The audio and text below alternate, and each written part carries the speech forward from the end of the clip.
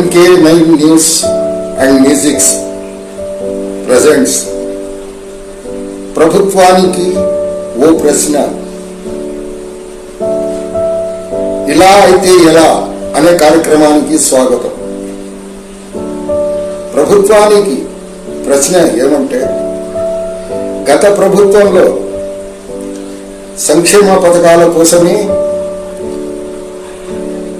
సచివాలయ వాలంటీర్ల వ్యవస్థ ఏర్పడింది. ప్రతి ప్రభుత్వ సంక్షేమ పథకాన్ని వాలంటీర్ల ద్వారా ప్రభుత్వం ప్రజలకు ఇండ్ల వద్దకే పంపి తెలిపేది. ఎలా దరఖాస్తు చేసుకోవాలా, ఏమేమి అర్హతలు ఉండాలా, ఇవన్నీ వాలంటీర్లు తెలియజేసేవారు. 2024 సార్వత్రిక ఎన్నికల్లో టీడీపీ ప్రభుత్వం అధికారంలోకి వచ్చాక వాలంటీర్ వ్యవస్థను కొనసాగిస్తాము, నెలకు 10,000 గౌరవ వేతనం ఇస్తామని నమ్మబలికి వాలంటీర్ వ్యవస్థను చివరికి రద్దు చేసింది.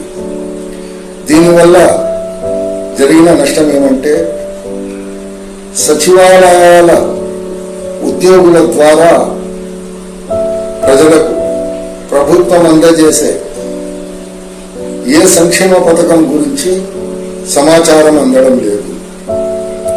సచివాలయాల ఉద్యోగులు ఎవరు ప్రజల వద్దకు రావడం లేదు. ప్రజలే వార్తాపత్రికల ద్వారానో ప్రసార సాధనాల ద్వారానో తెలుసుకుని తీరా ఆ పథకం గురించి సచివాలయానికి వెళ్ళి అడిగేటప్పటికీ ఈ రోజుతో చివరి, రేపటితో చివరి సమయం అయిపోయింది, లేదంటే మాకు తెలియదు అనే సమాధానం దొరుకుతుంది. దీనివల్ల ఇటు ప్రజలకు అటు ప్రభుత్వానికి రాబోయే కాలంలో నష్టం వాటిల్లే ప్రమాదం ఉంది. ఇలా అయితే ఇలా ప్రభుత్వం ప్రజలకు మంచి చేయాలనే ఉంది.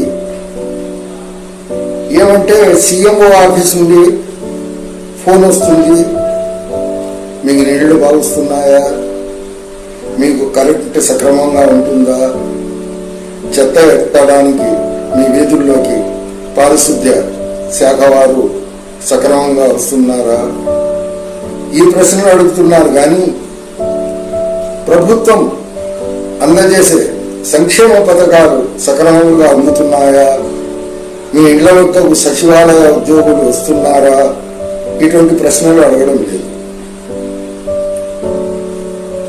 మా లక్ష్యం ఏమంటే, మేము ప్రజలకు ప్రభుత్వానికి వారధిగా ఉంటూ ప్రజా సమస్యలను ప్రభుత్వ దృష్టికి తీసుకెళ్లడమే, మరి ఏ ఉద్దేశం లేదు. అందుకు ప్రభుత్వం దృష్టి సారించి సచివాలయాల ఉద్యోగుల పనితీరుపై దృష్టి సారించాలని, వారితో సక్రమంగా ప్రభుత్వ పథకాలు ప్రజలకు తెలియజేసేలా చర్యలు తీసుకోవాలని కోరుకోవడమే మా ప్రధాన ఉద్దేశం.